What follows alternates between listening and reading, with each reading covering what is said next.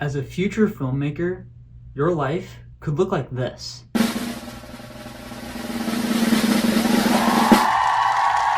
But if we don't address a huge issue, it could look like this. Today we're talking about AI, specifically as filmmakers in school. Here at Biola, we have a really cool CMA program called the Snyder School of Cinema Media Arts. The issue is, while talking to some other filmmakers in my industry, as well as students and some professors, there's a big stigma about AI. And I know talking about AI is a stressful thing, especially for filmmakers. And yes, our jobs are at risk because of it. First, I need you to hear me out.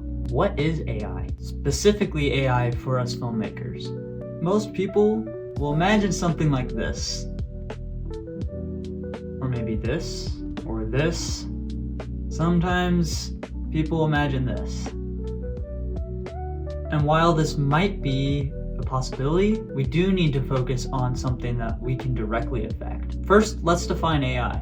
The Britannica Dictionary, they define AI as artificial intelligence being an area of computer science that deals with giving machines the ability to seem like they have human intelligence. Now, there's a lot of definitions out there, but most of them roughly follow these lines. So AI isn't quite like humans yet. And that's a topic for another day, if they ever will be. But the fact of the matter is, currently, AI can help us.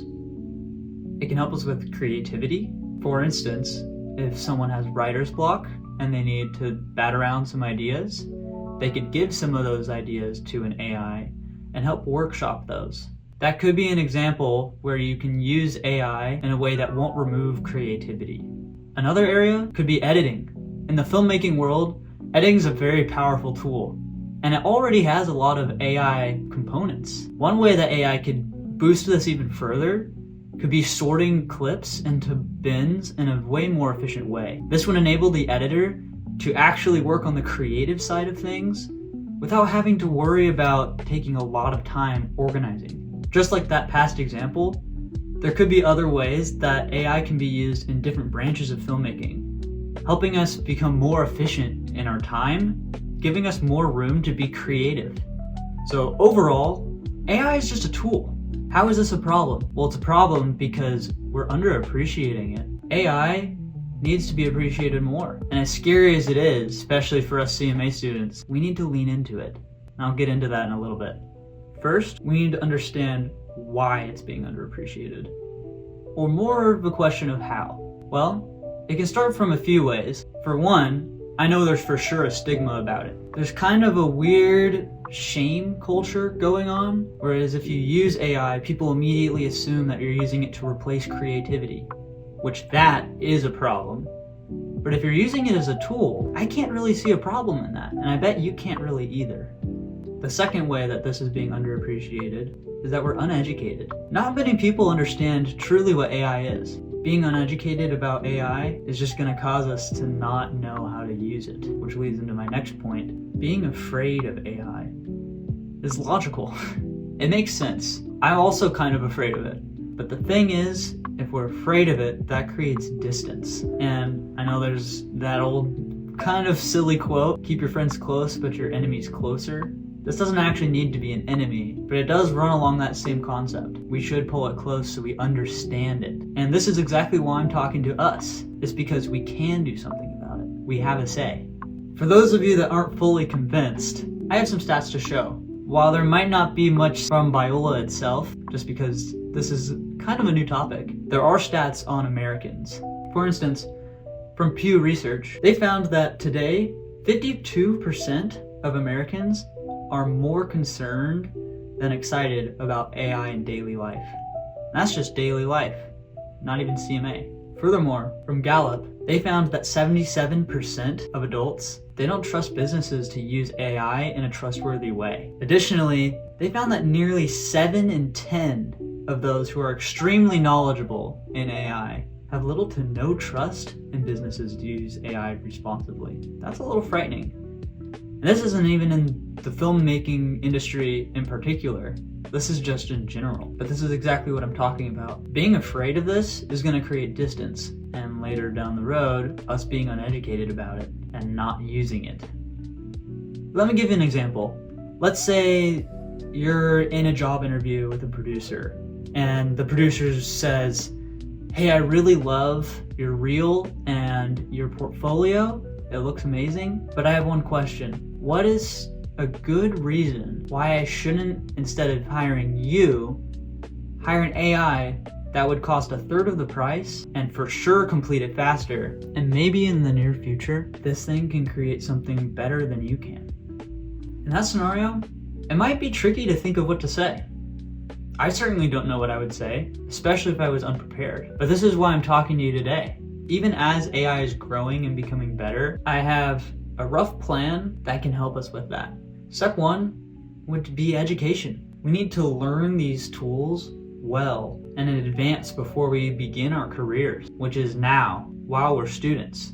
Number two would be applying this. So once you've learned these tools, now you need to put them into motion. How are you going to implement these things into your daily routine of filmmaking? Is this going to help you become faster? Where is this going to show you what you're bad at so you can grow?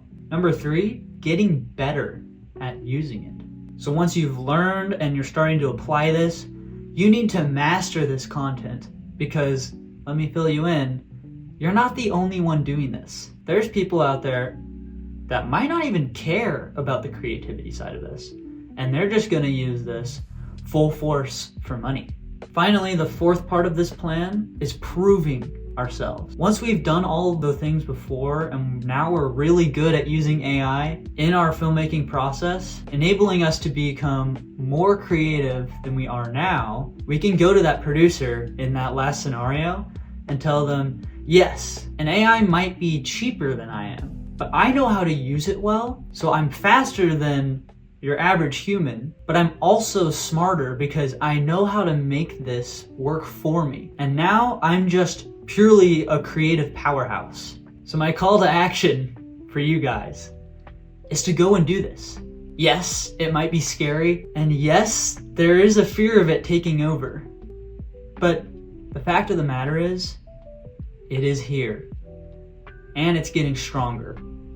We can't cower in the corner and just live in ignorance while waiting for this thing to break into the industry. We don't have time to wait and see if the public's even gonna adopt entirely AI-made films. We need to get ahead of the game so that while we're in the industry, after we graduate, maybe even while we're students, still using it, we can use this to become even better. Furthermore, as Christians, this is something that we can actually use our superpowers for. Let's say you've done the research, you know how to use AI really well, and you get into the industry and AI begins to overstep a little bit. There's a lot of jobs at risk, and I can almost guarantee you we will lose jobs from this. But as a Christian in the filmmaking industry, we have God to rest our hope in. So with that hope, we can have courage and stand up